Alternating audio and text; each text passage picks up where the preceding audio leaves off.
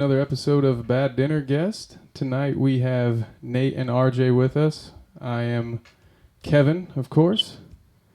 What Well- up, everybody? Hello, everyone. Hey, that was RJ and Nate in order for those of you new to the program. So tonight we have an interesting topic. We are going to debate the first presidential debate, or what was called at least a debate. Felt more like a reality TV show to me. I'm not sure. Didn't seem like a debate I would have seen or participated in debate club. But that we'll save that for a little bit later. Yeah, there was almost more agreement in it than in like Big Brother or something like that, though.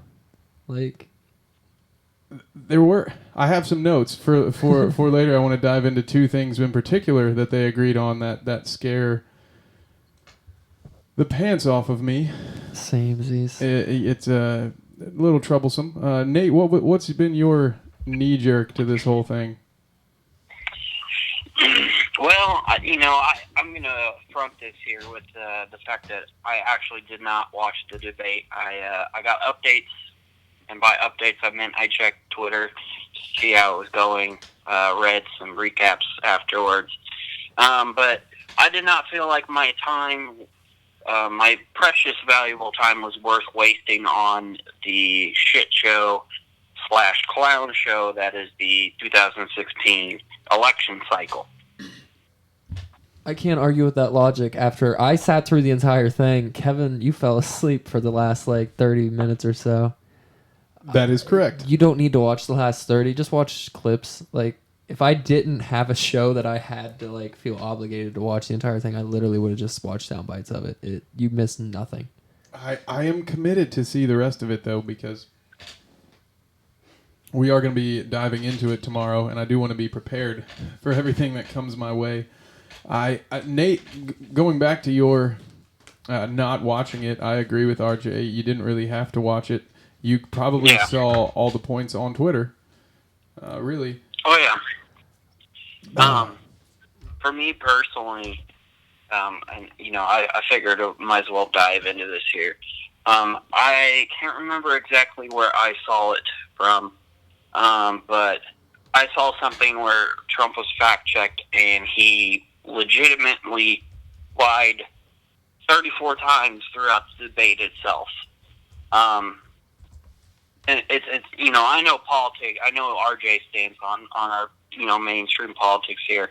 I know your stance, but for those of those people out there who may be more invested in supporting either main party, the fact that you have a major political party candidate lie that consistently, even within the debates,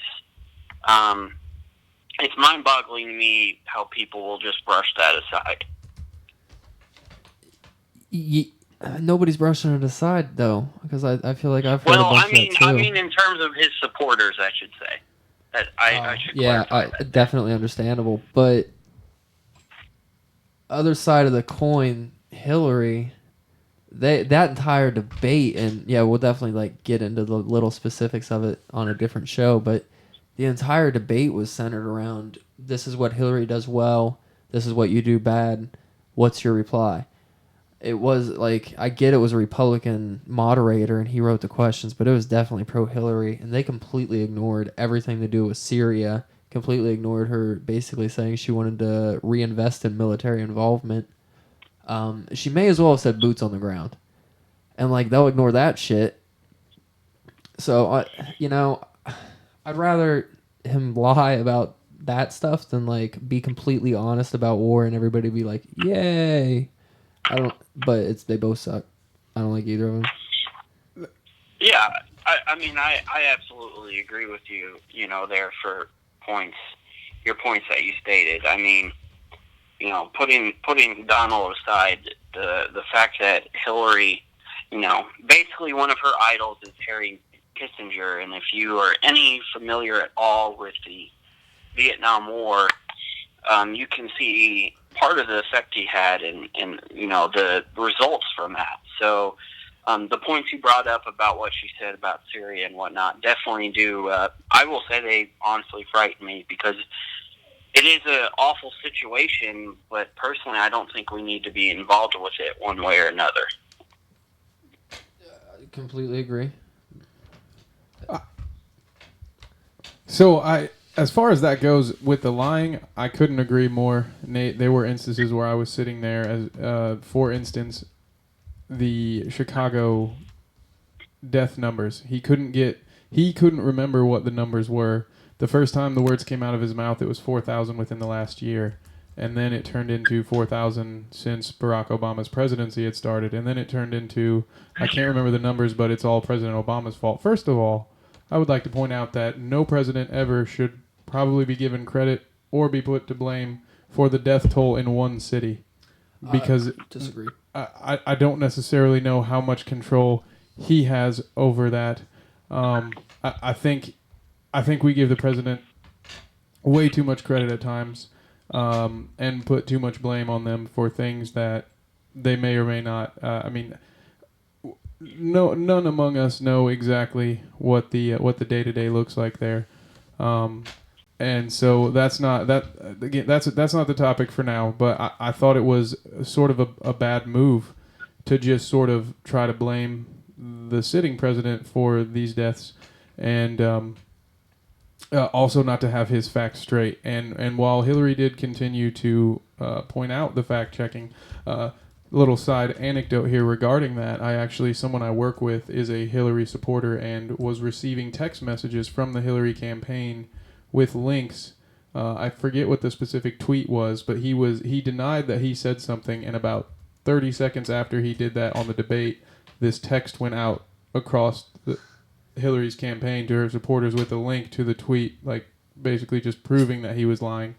Little things like that. I do wish, however, there had been something of equal caliber as far as fact-checking Hillary. But in that regard, I don't really remember her quoting too many facts. The biggest get back I got from her side was everything was a pre-written speech. I know the notes were brought up, and she used it as her nice little soundbite that everyone loves now. Yes, he was mocking me for preparing for this debate. Well, you know what else I prepared for? To be president of the United States. That's a little soundbite she has gotten out of bringing note cards. The problem that I have with note cards to a debate is that's not necessarily, to my knowledge, how a debate's supposed to work. And also, if you're just it's one thing to have notes on a note card, but I don't believe that's what we had. I believe what we had was pre-written out speeches. So many times a question started with Hillary Clinton stating, well, first of all, and then boom, right into her soundbite. Not necessarily even, like her very first question, if you guys go back and watch that, didn't actually answer the question, just went into her initial soundbite to the people, and people just eat this up and they say, oh, she did such a great job. She won the debate. This is why I'm always weary of a senator. You should never trust a senator because all they do is give speeches for a living. And on top of that, here's a woman who gets paid to deliver speeches quite often. So she is probably one of the best that we know at public speaking. You kind of can't take everything she says at face value. I gotta stop. I hate to cut you off, but she is definitely not the best at public speaking. Maybe I might have misspoke, but she's been doing it for a long time, and senators, okay, that's all that they do. Yeah. So Obama, amazing orator. Clinton, not. Oh yeah, Barry O may be one of the best of all time when it comes to public speeches. Well, so Nathan, since you only received your information from social media, what was the feedback you got? Well, honestly, I will say on my personal Twitter feed, I tend to have more, and by more I mean a lot more. I would say Hillary supporters than Trump supporters.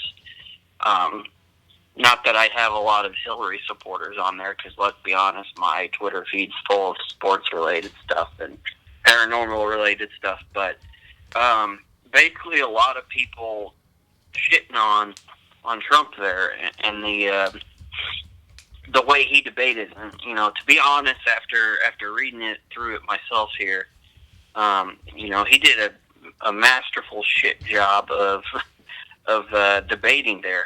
But past that, everybody was super high on Hillary, how she handled herself. But But the points you brought up, and that RJ has also brought up, there wasn't necessarily much talking about the material she presented. It was more about the way she presented herself. And that especially in a time we are in here, to not necessarily discuss the issues that we need to discuss, and you're more acting like how they delivered things. That's actually kind of concerning towards myself, to be honest. And that's why I think Clinton appeared a little better in that, is because Trump was trying to bring up shit he really couldn't remember, or that can be... I mean, you can call any fact a myth with the right set of numbers put behind it. And I'm not saying that's what happened with every instance in Trump in those debates. He clearly was misinformed or lied or didn't remember the numbers and made them up. But I think that's where he put the nails in his own coffin, that a master debater would know to do, which is stray away from those, because that's where you get caught in the weeds. And that's where she caught him in the weeds a couple times on things I think she knew he would bring up and that she researched prior to, so she was ready to go on the prowl. So your Twitter feed basically had Hillary winning it then? Yeah, I would put it solidly at Hillary winning the debate. And to be honest, after in terms of, like I said, in terms of delivery and how she responded during the debate, you could basically say she won in terms of that. It's hard to disagree with that based alone on Trump's performance. A lot of people were saying that he looked sick. I mean, there was a lot of people saying he was on coke. But I've seen that too. I haven't been able to read anything up on it yet. I've been busy with work here, but I have seen that, and I was curious. Maybe you have some information about that you could share. He sniffed or sniffled about between every 3 or 4 sentences, maybe. Yeah, and that's not like a known twitch of his, to my knowledge. Me either. Now, granted, it could be allergies. It could be something. I did laugh. I think I even commented to RJ while we were watching it that it kind of just felt like Donald might have been on coke, but he lacked the energy to appear to actually be on coke. Yeah, I think of pseudoephedrine when I think of that, to be completely honest. And taking a heroic dose of pseudoephedrine, you feel like that. Personally, you feel like a rundown version of a cokehead, like you're moving a million miles an hour, but you don't want to go far. I only know that because I've been really sick, not because I like that shit. But when you're really sick, it's not a bad time. So chances are he had a cold. I also got the results. What I saw based on a lot of just devout Hillary support on my feed, my personal feed. Our Bad Dinner Guest Twitter feed does not associate with the kind of people that would have a political opinion one way or the other, other than it's that they don't have one, or it's all bullshit. We have a lot of conspiracy channels and whatnot on our feed, so we're not getting a lot of pro Hillary or pro Donald on that end. But we need you. What I saw was, again, people just slandering Trump and Trump supporters. What I saw more than anything was just a lot of anger and a lot of just people, again, just sort of forcing their opinion and essentially saying, if you don't think what I think, you are the problem. Which to me is, in general, if you were able to take a step back, that is the problem here. Looking at things from that perspective is what you got. A lot of people that want to tell you what's wrong with this country. To me, what's wrong with this country is our inability to see things from any perspective than our own, and to try to force that perspective on someone rather than to try to meet them halfway and see where they're coming from. I don't like the "we need to meet halfway" demeanor, because that's how we get here. Not halfway as far as in result, but at the very least, like, what empathy is the root of understanding. If you refuse to even try to see it from someone's perspective and you rule it out right away, then you're never going to get anywhere. If you come to it with, for instance, I saw some feeds saying, stuff like thanks Trump supporters, stuff like this, calling out. And granted, for me, I think it's just a level of hypocrisy that makes it bother me, because there are so many things anyone could say about Hillary that these people seem to be just completely disregarding, but yet they want to call out Trump supporters for disregarding things like his tax return. It's like, well, okay, if Mr. or Mrs. Clinton supporter, why don't you tell me about Mena, Arkansas? Why don't you tell me about Gaddafi? Why don't you tell me about 33,000? All the Clinton I can't Foundation. remember. No, tell me about the Clinton Foundation. Tell me about the missing emails. And it's like, no one on either side has any room to say anything at this point, and that's the part that bothers me when I see that devout, blind, you're wrong, and this is your fault. It's sort of maybe if it weren't so hypocritical, then maybe I wouldn't have as big of a problem with it. But it's cognitive dissonance at its finest. Yeah. A friend of mine on Facebook actually put something along the lines of, "I'll show you my tax returns when you show me your 33,000 deleted emails." Basically sums up this election. But to not even just be devil's advocate, but say I'm right and they're wrong, at a certain point, the biggest issue is that they're both wrong, if I'm not mistaken, in most of our eyes at least, and that's what we don't like. So there's no meeting their views halfway when they're both completely pro foreign involvement. They're both for trade deals. Trump just wants to up the tariffs for imports. She wants to make sweetheart deals with companies. When both sides of the coin are wrong, I don't have room to concede ground there. You're both statists. So maybe I'm also part of the problem there. That's completely possible. I'll own that. But that's why I wouldn't vote.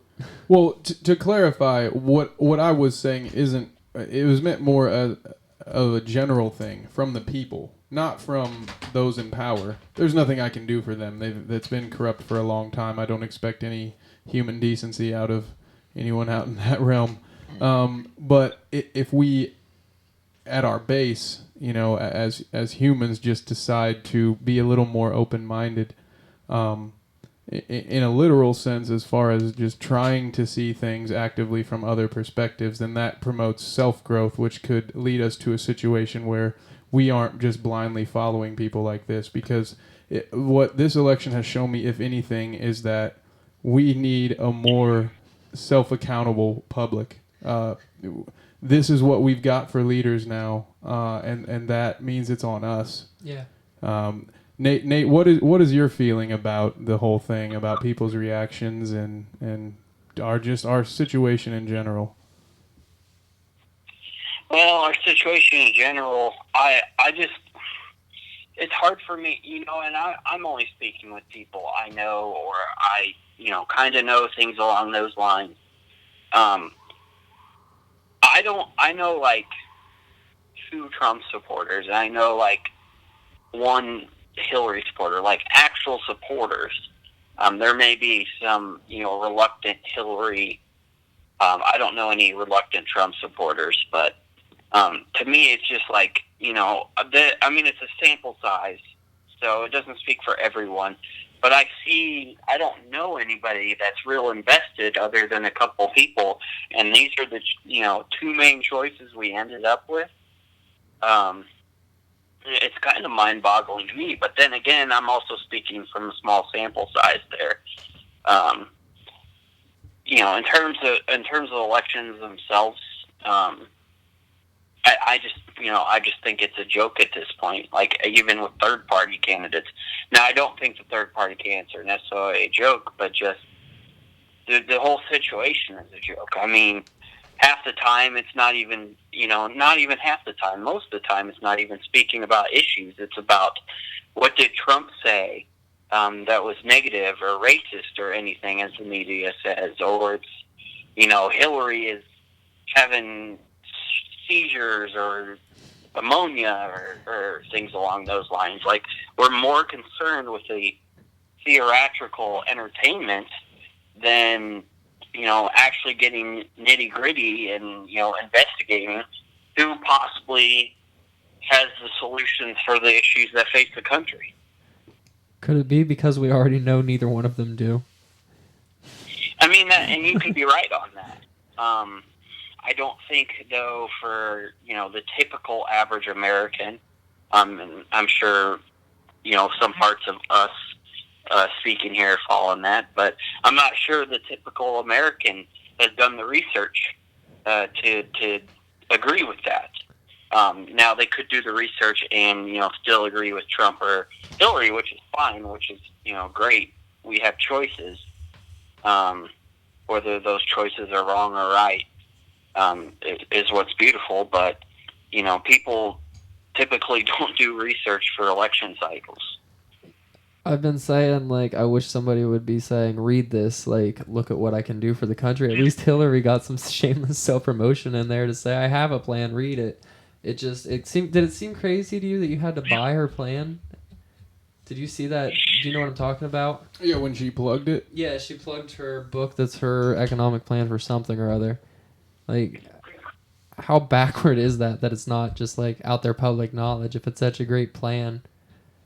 Well, the good news is we know what step 1 is. Yeah.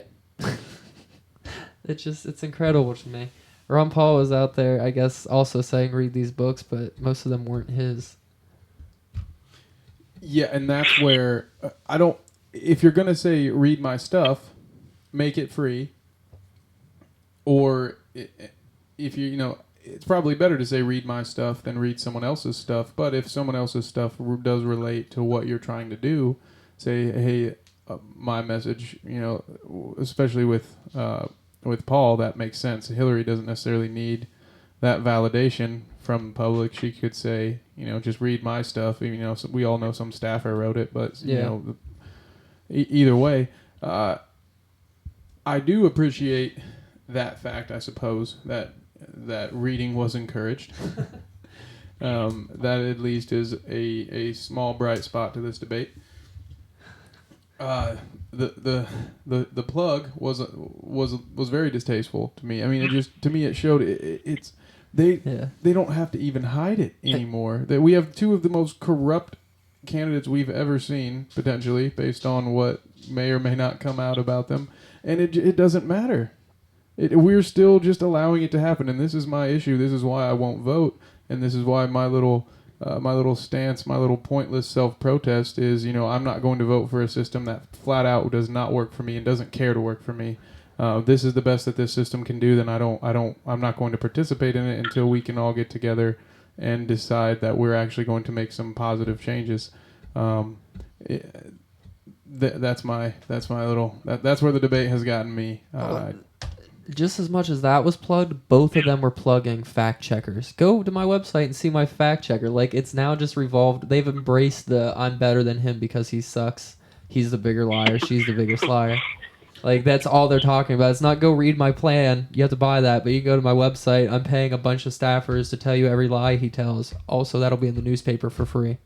And going back to what Nathan said, though, I mean, that's all they have to do. Yeah. And it's sad that I remember growing up, at least, there seemed to be some intelligence behind the debates, behind the issues. Those were what was important.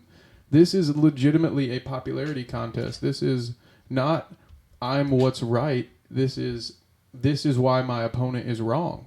That is almost all that we are seeing. And it's because smart people have realized that humans will bypass logic for emotion. And that if you can pull at someone's emotions, you can get them behind your cause, and you can get them to fight almost violently for it. Yeah. No, I don't disagree. I absolutely don't disagree with what you said either, Kev. I mean, I think you hit it right on the nose. Power right, Nikiza. So I am acting today also as the proxy for Lou, who unfortunately could not be here with us tonight, but in our due diligence, he and I spoke on the phone for a half an hour so I could get some of his thoughts out into the airwaves. Obviously, he has a lot to say about this issue. He is in the same boat as Nathan, whereas he did not watch any of the debate, and he happens to work during those hours, so he was unable to catch it at all. So he got his information through the radio and through Twitter as well. So what was interesting and why I'm choosing to bring this up now, based on the three of us all seeing unanimously in our eyes that Hillary got won the court of public opinion. I wouldn't say that's my view. I saw polls that say otherwise. Well, that's what what's Lou saying? No. Sorry, I misspoke. Not that our views were that, but our views, what we saw, the reactions that we saw would tell us that the public viewed it as a Hillary win. Okay, I got you. Sorry. And so that was my mistake. I'm glad you made me clarify. And so what Lou saw, and I thought this was interesting, based on mainly what he heard from callers on Coast to Coast AM, it sounded to him, and when he was speaking to me on the phone, he spoke before I did, and he said, well, yeah, it sounded like Trump clearly walked away the victor here, which shocked me, because that was the first I had heard of that at all. Even the Trump supporters I know at work weren't trying to say that he won. They were just trying to basically make the argument that I make, which is, well, you're being a hypocrite because look at this with Hillary, look at this with Hillary, look at this with Hillary. But he was hearing that Trump was the winner. So I felt like that was something for us to dive into. So much of this is just what you have surrounded yourself by, what media outlets you choose to follow, the people you choose to keep around you. So what do we think based on that? Was this a coin flip, you think? I mean, did anyone actually win this, or did everyone just dig in more firmly to what they already believed? So, Nathan, do you have like some immediate thoughts to that? I do, maybe not necessarily in terms of policy or discussing policy, but I do always think personally that a debate's always going to have a winner and loser, and then within a general winner or loser, and then within, specific things you can debate whether or not this person beat that person. Personally, I do think Hillary won, whether or not I agree with her stances, things along those lines.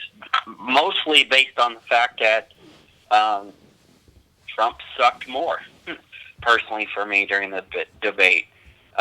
Just based on his actions and, the amount of documented lying. I mean, the whole thing with the China creating global warming as a hoax, and then him denying it, and then there's a tweet he sent out a couple of years ago. Evidence right there. I mean, that's kind of embarrassing to me. I know, we all know here that he said multiple things. You don't even have to do real research to figure this out. He said multiple things, and it's come fact checked that, he's not completely telling the truth there. But to do such a blatant lie on national television, it's not very professional.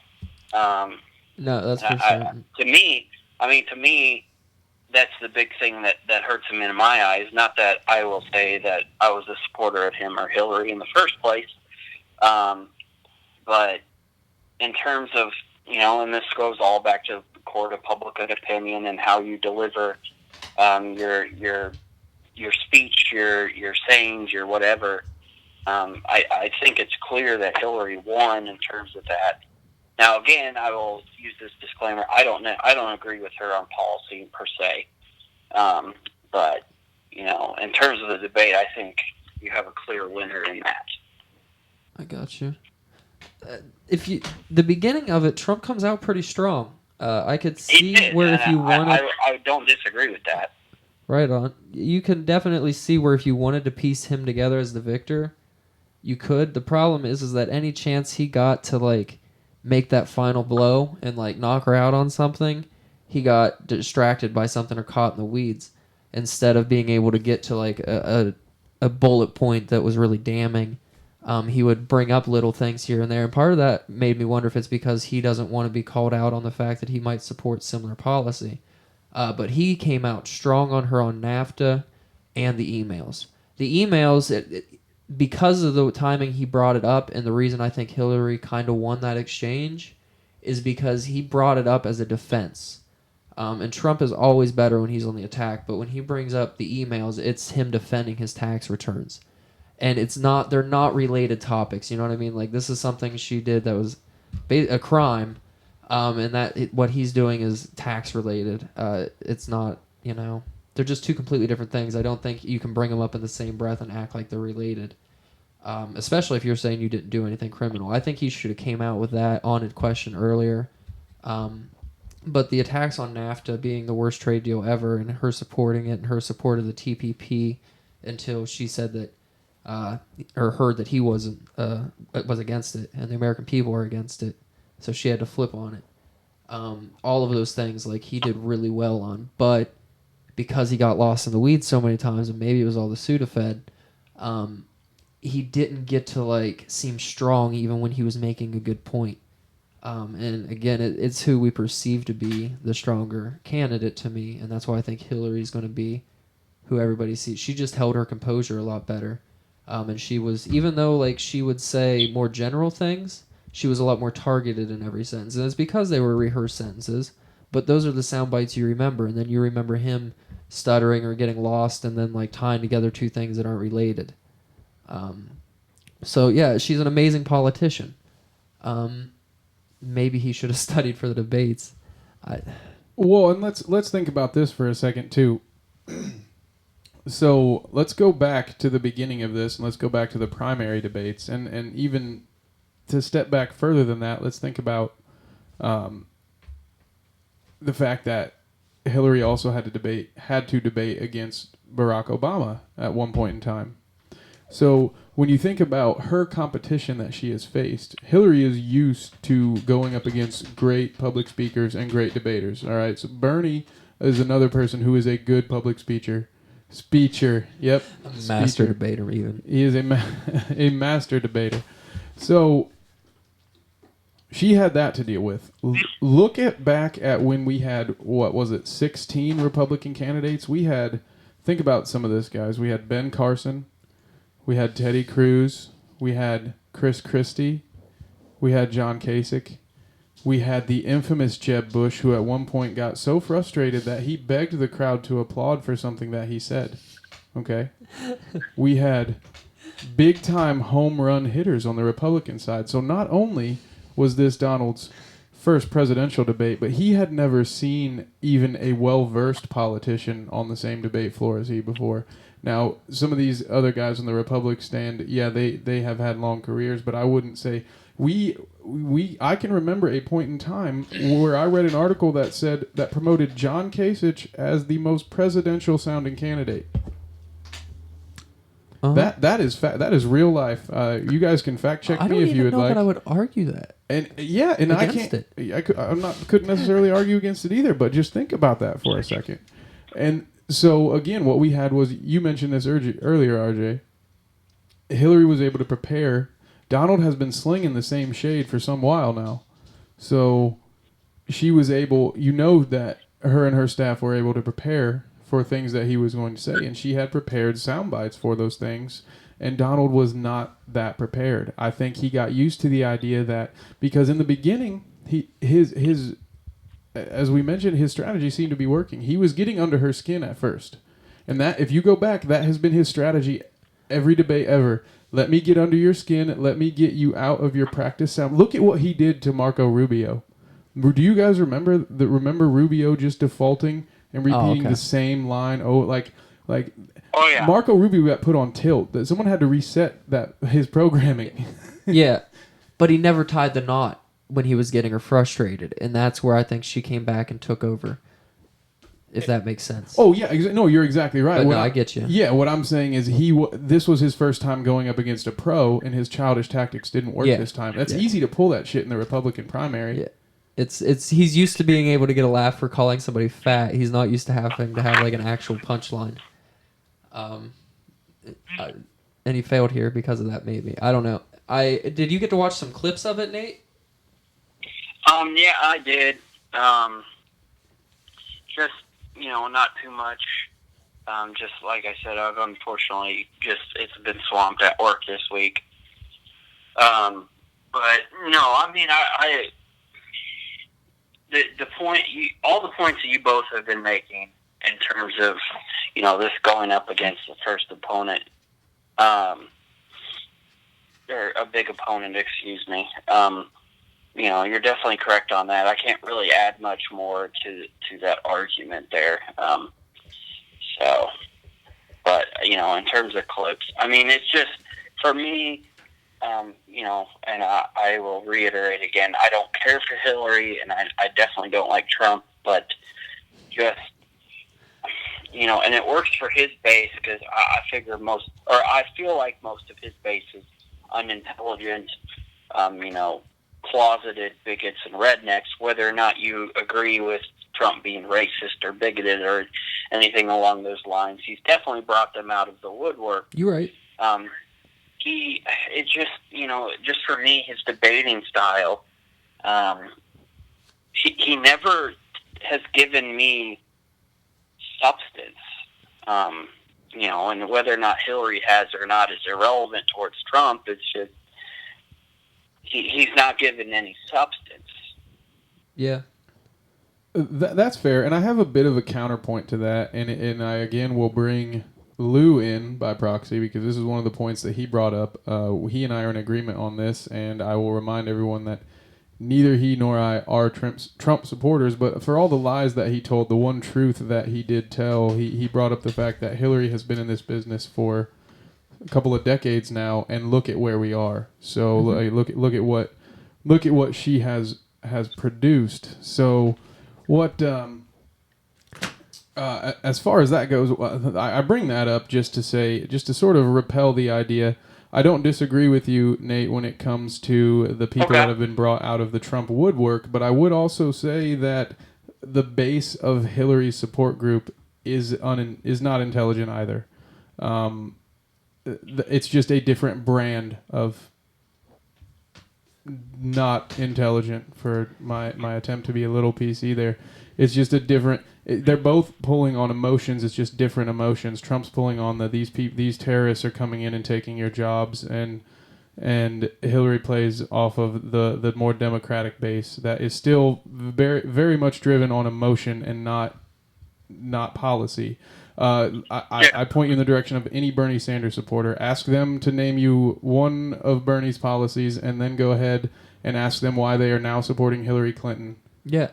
And that was most of her strong talking points, was taxing the wealthy, fair share of this, fair share of that, more entitlements. I want to mention, it's funny as hell, both of you, before you started your last talking points, cleansed yourself of either candidate. I'm not a supporter of either. That happens when I ask people who they're voting for, and they tell me who they're voting for. Before they're like, yeah, I'm voting for Hillary, they're like, I don't really like either of them, but I'm voting for Hillary. Nobody seems to be excited to vote for either of these people, and I personally think it's because neither of them are making any actual points. Any of the policies she talked about, she didn't even really bring in numbers. It was just, women are going to get an equal pay for equal work and all the other horse shit that there should have been a lie. I don't know if they called her out on that one because the women will never get equal pay. No, because they already do. But basically what I was getting at is he at least brought out, my tax plan is going to bring taxes clear down to 15%, which gave me a little boner. If he does that, that is ludicrous. You don't see that kind of him coming out there and saying that. It just seemed, I think he would actually try and do it. I don't think he has any intentions of lowering that kind of stuff. I like seeing that. And then he came out and when he called her out for the TPP, he says, now you're saying you're against the TPP, but we both know if you got elected, you would still pass it. And that took some balls because that brings up her credibility. And she couldn't even she said, well, that's not true. But I don't think anybody in the audience thought it wasn't true. Her credit, that was just little things like that. I can get why Trump could be perceived as the winner. And again, I'm not saying that he wasn't. I just don't think he ever managed to tie any knots, and she did. I agree with that, and it was interesting. Yeah, we both did. Well, Lou made it very clear that I should point out that he's not a Trump supporter because he wanted, since he's not here to defend himself, I thought the need to report that. But why does he have the Trump hat and the Trump shirt and all those Trump posters? No, see his shirt, it says Giant Meteor 16. That's mine. Yeah, oh no, that's your shirt. Yeah, that's right. That's your shirt. Exactly, he's a Trump supporter. So, oh man, I had a thought and I lost it. Someone save me. I'm so sorry for stealing your thought, Kevin. Nope. No, I just dropped it this time. Can I time. give it back? I'll pick it up for you. Where's it at? Nate? Where do you see there being any chance for people to like? Do you think anybody changed their mind because of the debates? Not from what I've seen. Oh, go ahead, Nate. What about you? I mean, probably not. I mean, maybe somebody on the fence, it may be swayed a little bit, but in terms of any supporters for each side, I mean, no, not really. The Trump supporters, in my eyes, may feel like they have their tail between their legs a little bit. But past that, I don't think it's really influenced anybody one way or another. I tend to agree with Nathan here. I think what happened is everybody just sort of dug in for this last home stretch. If there was any sway in either direction, I would have to think that it went Hillary's direction, simply based on the fact that her presentation was good. She was prepared for things.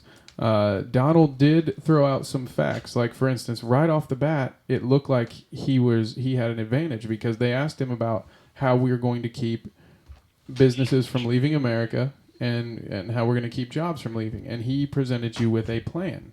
He was going to tax, imports highly, make it not take away the business's incentive to leave. Okay, so you may or may not agree with that plan, but it is a plan. So he at least tells you something there that you can work from, that you can look at and say, well, that works for me, or I'm not so sure about that.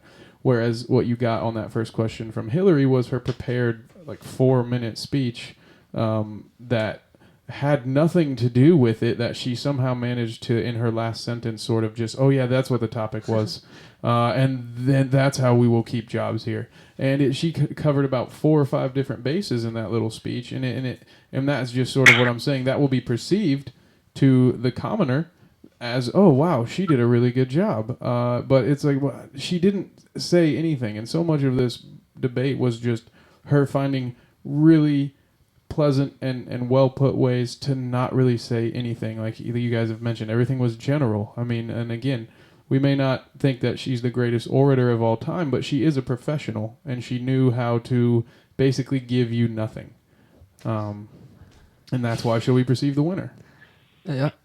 I don't disagree. I do not disagree. Who do you think that there's any chance that Trump could make up a little in the next election if he takes less cold medicine? Or not election, but debate. Could you repeat that?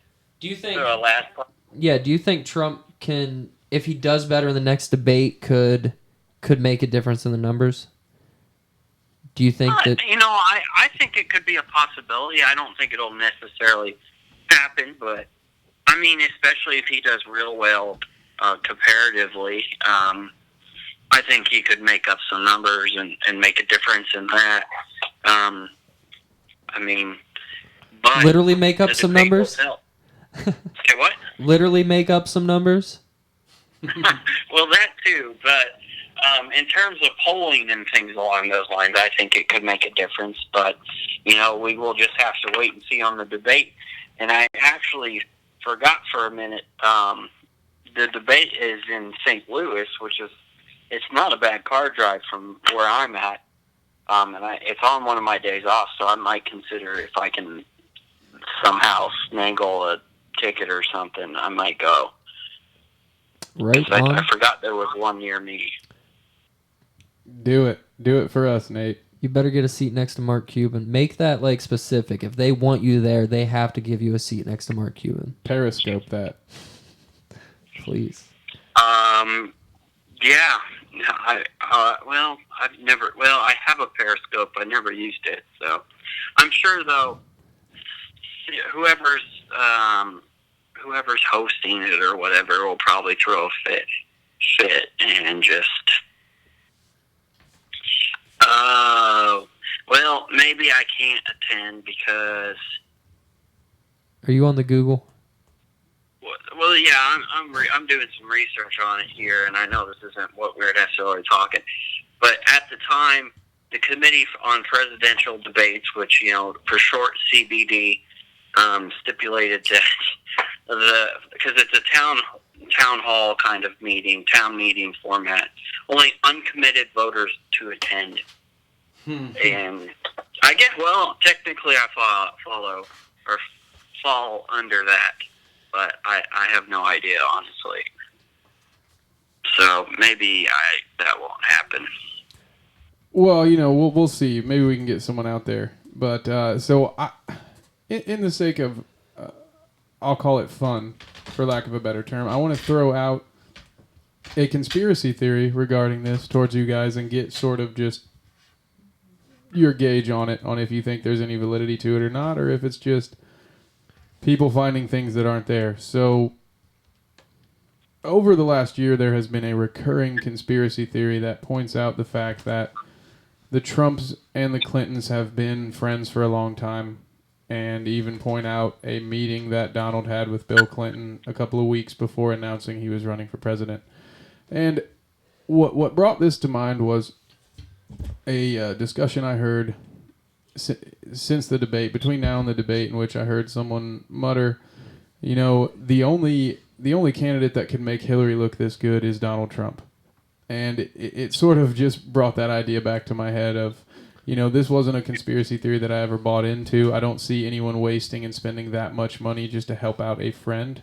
So that has been and is still where I stand on it. But I just thought it would be fun to kind of throw it out to you guys that is out there in the conspiracy realm. And if you think that there would be any weight to the Clintons sort of buying out Donald Trump and getting him to run here to sort of guarantee her victory. Nate? I mean, just look at the newest season of South. I mean, take it as is, South Park, but I mean, it's the exact. I'm so excited. It's the exact scenario you just spoke of with Garrison trying to fuck everything up. Spoiler alert. A little late on Damn that, it. but that's real. I mean, though? Say what? That's crazy. I did not know about that. Go ahead, but that blows my mind a little bit. Yeah, I mean, it's pretty funny. I mean, it's almost the exact same scenario. So, I mean, everything can be plausible. Do I think it's necessarily plausible in this? Maybe not. Well, not maybe not. More so not than more so. I wouldn't be surprised. I can say I wouldn't be surprised if something like that were to happen, but I don't really think so. Okay. One thing. Did you guys, 4 years ago, they did the giant turd versus giant douche. Did you guys see that, South Park? Yes. It looks like they were basically, is it basically like them doing that again, but it's a different set of characters? I thought I saw a poster that said giant douche, and I got really excited because that's one of my favorite episodes of all time. Is that what it is? Yeah, it's Okay. kind of like that, but it's actually people and not, voting on fucking elementary school mascots because fucking PETA's going off their ass. So yeah, I mean, it's pretty similar to that, to be completely honest. Play devil's advocate here. I think she would have handed Ben Carson his black ass. There's already been the first black president, and he's a lot smarter than Ben Carson. Carson's just kind of all around crazy. Rubio, we saw him get frustrated. He does not hold himself with any composure. There is a couple different candidates they could have ran that may be worse than Trump. Well, they wouldn't have been able to do Cruz. Or Rubio. Did I say Cruz? You said Rubio. I'm saying Cruz. Just because of the... I doubt we will ever see a pulpit-thumping Christian president again. Tim, I don't think the numbers are in their favor anymore. Why do they still love on Israel? Why do they still love on the religious vote? Why was Barack's religion one of the biggest things called into question? But did he not still win? I get that, but not by a large margin. The country is still extremely divided by religion. So correct me if I'm wrong. Barack is is not a Christian, right? Well, no, he claims to be a He Christian. claims to be a Yeah. Christian. So so that is a big. I so, believe he's probably a Christian by today's standard of Christian. So our Republican candidate the last time around was Mitt Romney, who is But people see the Mormons as more devout Christians now, and he still almost beat Obama. Like, that is almost a cult. And I shouldn't say, yeah, I'll say he almost beat Obama.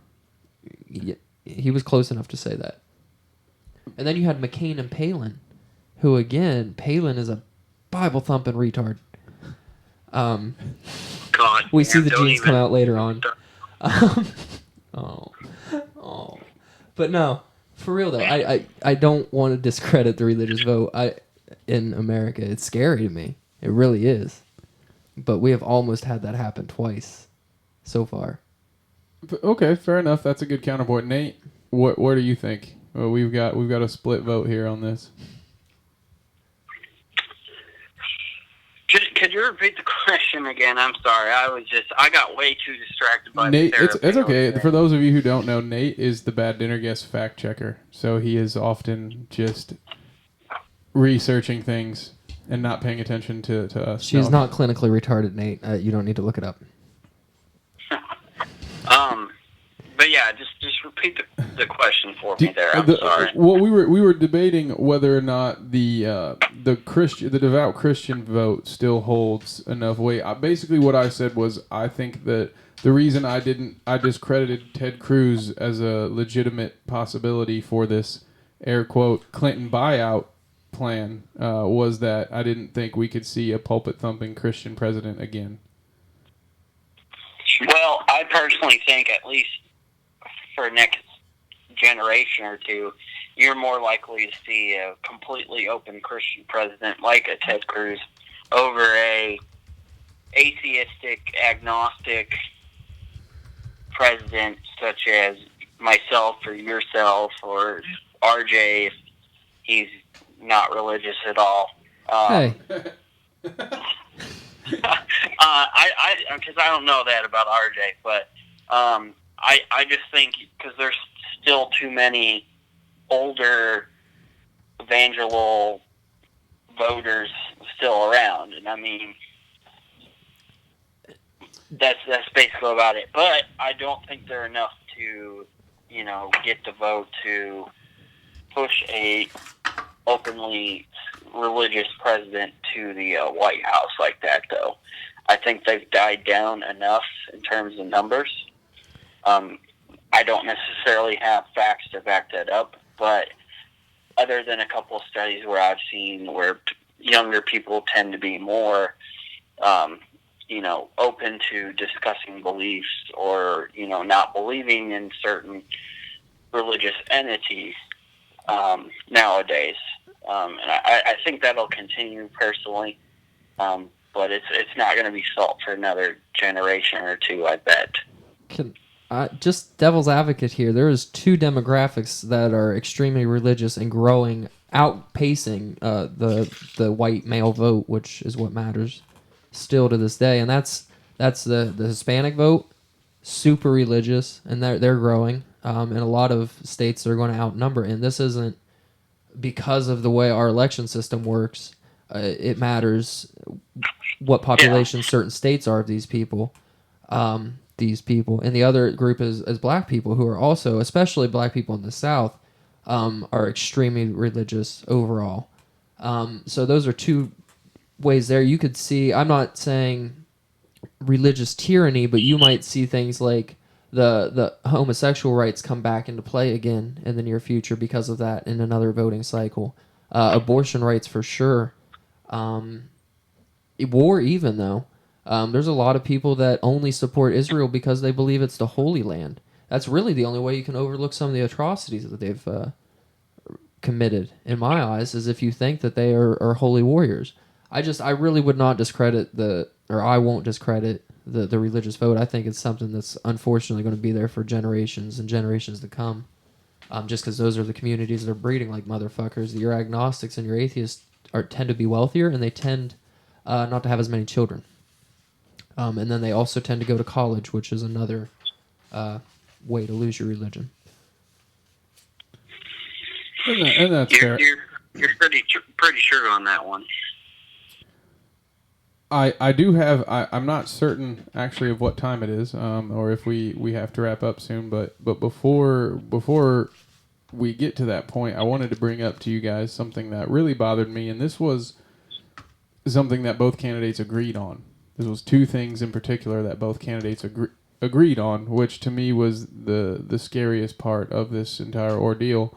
It's the part that enforced my preconceived notion of we are screwed either way with this one. So, one of those being they both are in favor of the cybersecurity, which at the surface sounds like a good idea. You hear a lot about how ISIS is using the internet to radicalize people, and that's a well and good soundbite. But my reality, as someone who watches a lot of conspiracy videos and does a lot of off the wall research, I have sat through what you would call a skinhead video. That is, because so much in trying to do research on, especially on a conspiracy topic, on a political topic, is to get both sides of the argument. So especially in a conspiracy, I might find myself listening to the ideas of someone that I don't necessarily agree with, or someone that I do, but I have yet, over my years of this research, been radicalized to any point to which I am willing to attack anyone or anything. So I don't necessarily see it. I have yet to see it in my personal realm of influence, the people that I know that influence me. I have yet to see anyone be radicalized off the internet. I don't want to discredit it as a possibility. What scares me with this is this is a foot in the door to internet censorship. What stops us from, in 5 years, from people like the three of us being thrown into a prison because we decide to speak out against our government, simply for having this conversation right here? Because there's nothing stopping our government from denoting any American citizen as a terrorist should their act be considered a terrorist act. So what's to stop at some point in our future just speaking out against your government from being labeled a terrorist act? Excellent point. And even if, because both of them, we got to accept both candidates are saying they're going to do some shit about the internet. Even if either one of them does it perfect, just knowing that they're watching. So say they're like, okay, some people are going to look into stuff. They're just doing research, but they're intelligent Americans and they're not going to go blow up a church over it. Say they're doing that. Even just the idea that you might be getting watched and end up on a list for it is going to stymie any people looking into anything that might be considered fringe. And that could be so much as looking into a bombing that happened to land on people advancing on ISIS. You know what I mean? Which happened. But if you look at that kind of stuff, it pops up on maybe Al Jazeera or things like that. And now you're afraid to click on that link because you don't want to end up on a list. And so it's basically silences any dissidents without even doing anything basically aggressive, in my opinion. So it's scary just on that premise. But what are they going to do? Unplug us from the rest of the world? I mean, or watch us all. That's basically all they can do is cut the cords or increase the NSA. Neither looks good for Snowden. Well, it's doable to, for instance, if you work for a corporate entity, there are firewalls. They can block access to sites, or like you said, it will put you on a list. Nate, what do you think about this? Does this concern you as much as it concerns the two of us? Anything that that'll limit any sort of free speech on the internet, or capability to get into things. Now, I don't think this will apply to stuff like child porn. I think that should be getting rid of, especially being a social worker. But that aside, the internet needs to be free and open, and I'm not so sure that either candidate will continue to support that, or even support it in the first place. So it is concerning, especially because, and this goes with the Patriot Act as well, and I can't pronunciate for some reason right now. I mean, that was all about trying to be able to find terrorists and protect our borders and things along those lines. But it also gave up freedom. And personally, for me, I don't care if it could help us stay safe. Anything that definitely infringes upon individual rights to any sort of freedom, whether it's internet like that or being able to protest or things along those lines, I will never agree with it. And I know I've gone off on a tangent, but it all goes, it all supports my point on the internet. And how I feel, I don't know that either candidate will stick to the free and open internet. Remember this conversation later when Hillary's president, because the parent company of the network that put on this debate donated like $5 million or something like that to Hillary's campaign. And I think it was Comcast, which is an internet company, and she is I can almost promise she's gonna come out for basically what they call the open internet, where you can't charge for like increased internet speeds, that kind of thing. I think she's going to basically protect the big internet companies on that legislation. I don't know that I'm necessarily against that, but essentially you should be allowed to charge what you want to charge for a product you're providing. But it's funny how they're going to regulate the industry under the guise of, wait, that's what I'm getting at. They're going to get their fingers in onto regulating the industry, and companies like Comcast know that, and they want to get these sweetheart deals for it. And that's essentially what I'm getting at. So pay attention to that, and pay attention to how anything that happens in the future can help out Comcast and things like that, because you'll definitely be able to see that in the regulation, which is what we always get to, is the regulations there just to help out the people closest to these politicians. And we already know she's dirty as fuck. Dirty as fuck. And that was that was one of my hypocritical points was, she wants to point out, and Hillary supporters want to point out, that Donald would choose his own personal business interests over the country's, while there's a lot to suggest that Hillary, while it may not be her own personal benefit, she's willing to do things for the benefit of those that she's closest to over the benefits of the general public. And the other thing that the two of these candidates agreed on, the one that scares me just as much as the other, was the idea that they both support the idea of legislation that would take away gun rights of anyone on the no-fly list. And again, while on paper this sounds great, because the way that they pitch it to you is, if you're unsafe to fly, then you're not safe to carry a gun. And okay, that logically, that sits with a lot of people and their logic, and that makes sense to them. Like, okay, this person is not safe on a plane because they're, for some reason, are thought to be a threat. So why would we give them a weapon which they could harm people? The problem with this is there are many documented cases of people being accidentally put on this list. We're talking about senators. We're talking about good, honest Americans who have never done a bad thing in their life somehow being pulled off to the side and told, you are on our no-fly list, I'm sorry, you can't fly. So now these people will be subject to that same treatment, and you will again have good, honest Americans who maybe just want to buy a rifle to hunt because they own 25 acres and they hunt deer and they live off the land that way. And now this person won't be able to buy a gun because somehow they accidentally got put on the no-fly list, and that bothers me as well. Fuck the accidents. Governor Christie had a bridge shut down.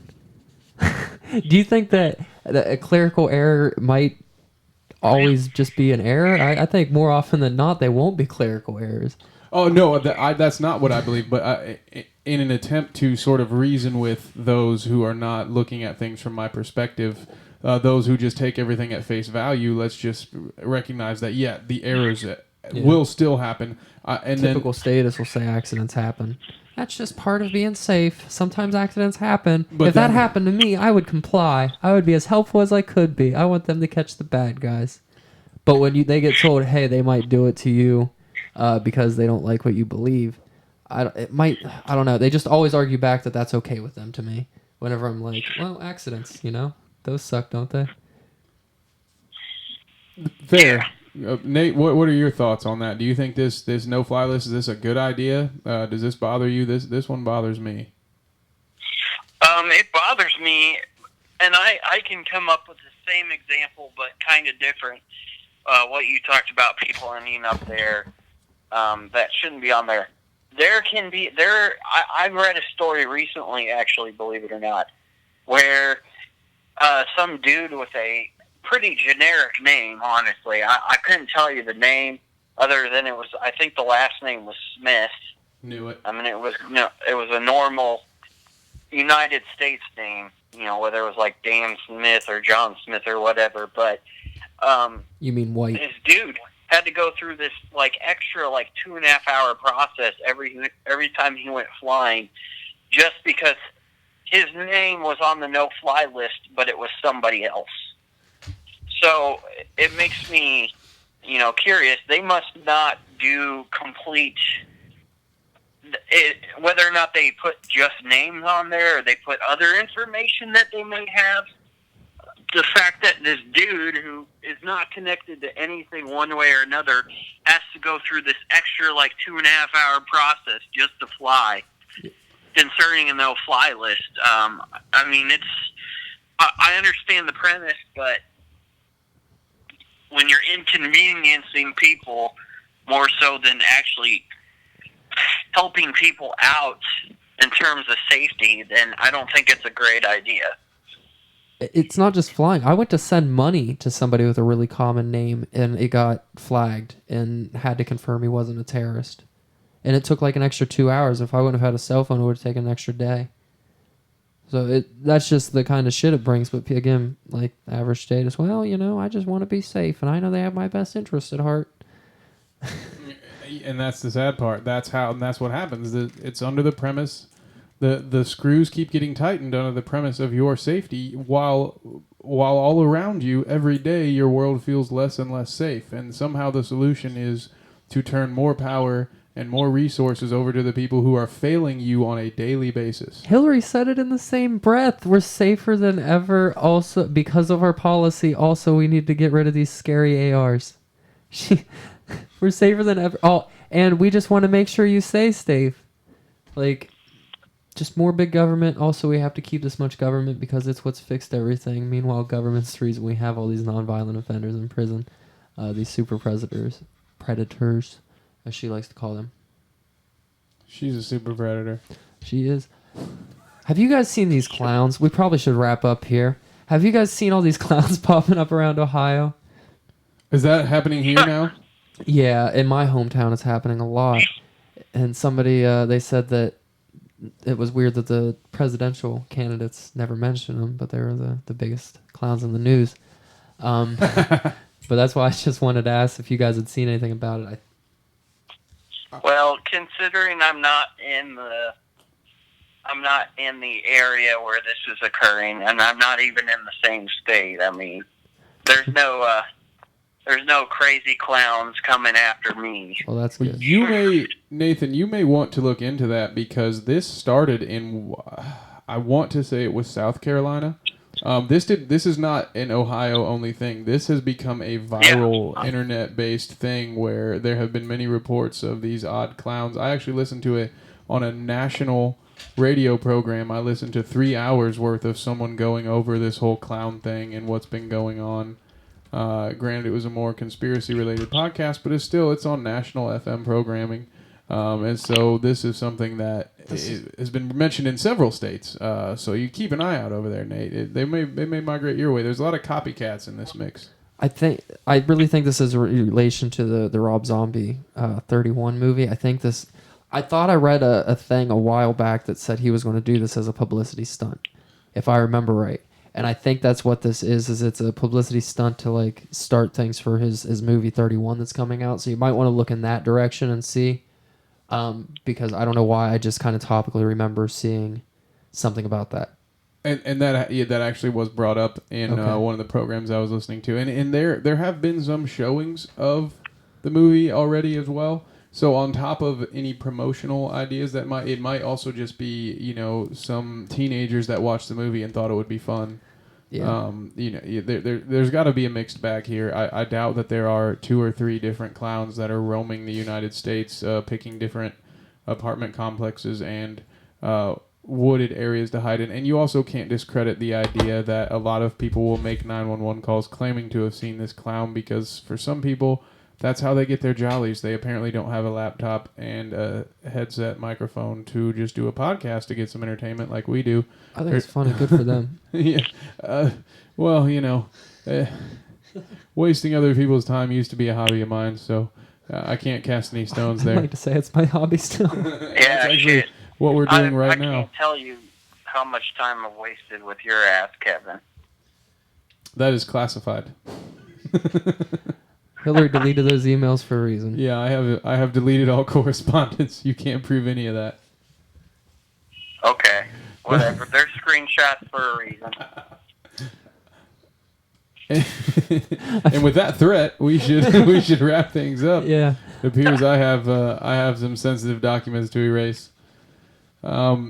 Nate, thank you so much for joining us over the phone. I really appreciate you giving us your 2 cents. I know we have another BDG bonus episode in the works for the next week or so. How are things on your paranormal front? You got anything coming up for the people? Well, just I'm keeping the format the same, basically how it's been going.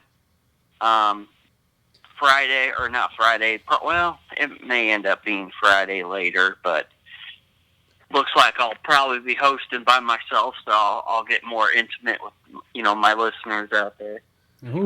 Hopefully in the works here next month. Hopefully I'll be on location, able to actually do on location podcasts here. So that's in the works. See if we can make it happen. I talked about the location here recently.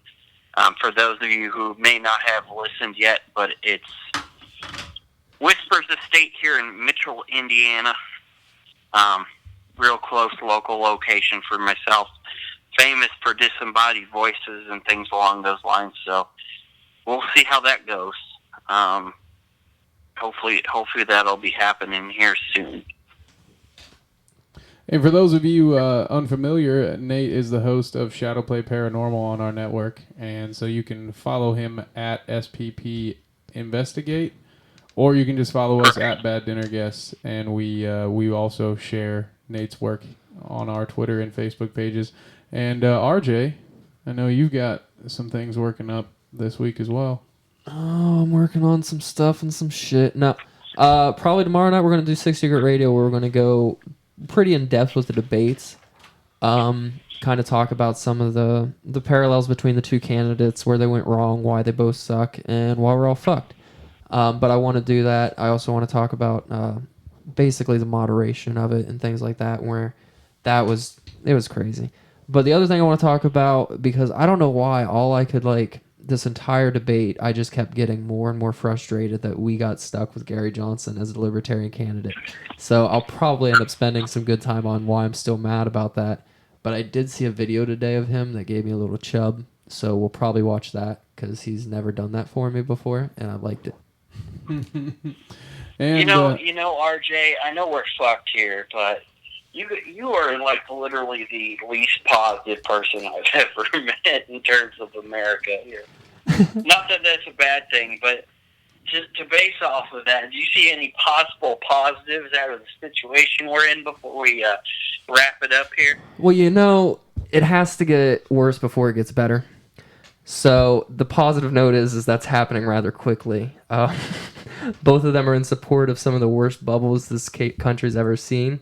They basically want to repeat legislation that brought down the economy in the 90s with the tech boom bubble, and then again with the housing bubble. This is just some of the worst shit we've ever seen getting repeated, and we're running out of options on finding ways out of it. Right now, interest rates are going into the negatives in some countries. They're teetering on that here. Inflation. There's just so many reasons to see negatives, man. But again, the good news is that once we hit rock bottom, we can start over again. And I think that because of things like the internet and stuff like that, that we stand a pretty good chance of getting it right. hopefully. So that's cool. But they can hear about all of that shit on 60 Grit Radio. Follow me on at 60 Grit Radio on Twitter. And before we wrap it up here, I just want to get my little 2 cents in. We've been really busy with Lucky's Comic Talk over the last week. We've been putting out podcasts like crazy. The downside to that was we didn't have a Bad Dinner Guest episode last week. So I wanted to remind the folks that on Sunday night, Lou and I will be back. We are still in discussion over what topic we want to discuss. So I thought I'd put it out there for the audience if they have some suggestions. We are going for a brain-related topic. So we have, as some candidates right now, interdialogue and why people argue with themselves. We have your gut instinct as a potential topic, and brain time versus real time, which is the concept that we all technically live 2 to 3 seconds in the past because of how long it takes our eyes to process light and to receive the information that is actually happening in front of us. And so if you have any other topics that you might rather hear about instead of that, feel free to tweet us at Bad Dinner Guest or me at My Boy Kev. Please send some Advil if I'm going to be on any of those. And in the meantime, just keep a lookout for Lucky's Comic Talk. He's got about 16 comic books to be going through soon. And we thank you again for joining us on Bad Dinner Guest. Remember, you can't solve a problem until you acknowledge that it's there. Later.